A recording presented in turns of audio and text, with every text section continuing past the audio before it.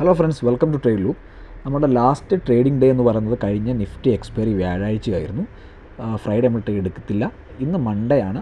Monday നമ്മൾ trade plan ചെയ്യുന്നത് market open ആവുന്നതിന് മുമ്പായിട്ട് നമ്മൾ പ്ലാൻ ചെയ്യുന്നത് മാർക്കറ്റ് ഗ്യാപ്പ് ഡൗൺ ആണെങ്കിൽ നിങ്ങൾ ഈ ചാർട്ടിൽ കാണുന്നത് പോലെ 4 സോൺ ഉണ്ടാവും.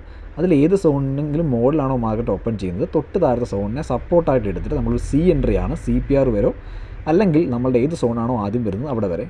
സെക്കൻഡ് എൻട്രി ഒരു പി സൈഡ് ആയിരിക്കും. നിങ്ങൾക്കിപ്പോൾ നോക്കിയാൽ മനസ്സിലാവും CPR 25 റേഞ്ചിലാണ് അതിൻ്റെ വൈഡ് കാണിക്കുന്നത്. അപ്പോൾ ഒരു മൊമെൻറ്റത്തിന് ചാൻസ് ഉണ്ട്.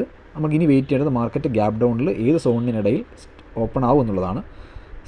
സെക്കൻഡ് ട്രേഡ് നിങ്ങളിപ്പോൾ കാണുന്ന പോലെ CPR റിജക്ഷൻ ആയിരിക്കും പി എൻട്രി. നമുക്ക് നോക്കാം. ഇപ്പം നമ്മൾ നേരത്തെ പ്ലാൻ ചെയ്തതുപോലെ മാർക്കറ്റ് നമ്മുടെ ഒരു ഗ്രീൻ സോണിന് മുകളിലാണ് ഓപ്പൺ ചെയ്തത്. അപ്പോൾ അതിനെ ഒരു സപ്പോർട്ടായിട്ട് എടുത്തിട്ട് ഡേ ലോയിൽ നിന്ന് റിജക്ഷൻ പിടിക്കുകയാണ് ചെയ്തത്. നേരത്തെ പറഞ്ഞതുപോലെ ആ വൈറ്റ് സോണിൻ്റെ ടോപ്പ് വരെ നമ്മൾ ക്യാപ്ചർ ചെയ്തിട്ടുണ്ട്. CPR വരെ ഹോൾഡ് ചെയ്യാമായിരുന്നു നമ്മൾ, പക്ഷേ ആദ്യം കാണുന്ന റെസിസ്റ്റൻസിനെയാണ് നമ്മൾ സി എൻട്രിയിൽ പ്രോഫിറ്റായിട്ട് ബുക്ക് ചെയ്യുന്നത്. നമ്മുടെ എയിം 1000 റുപ്പീസാണ്.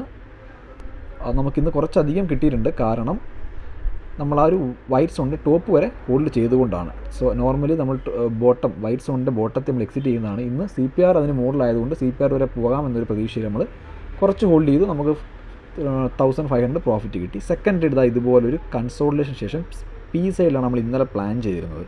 നിങ്ങൾ നേരത്തെ കണ്ടിട്ടുണ്ടാവും. ഈ ഒരു കൺസോളിഡേഷൻ എല്ലാ ഡെയിലിയും ഉള്ളതാണ്, എല്ലാ ദിവസവും ഉള്ളതാണ്. ഒരു 11നും 1നും ഇടയ്ക്ക് മാർക്കറ്റ് പക്ഷേ നമ്മളുടെ പ്രതീക്ഷയ്ക്ക് അഗെയിൻസ്റ്റ് ആയിട്ട് CPRന് മുകളിൽ ക്ലോസ് വെച്ചു.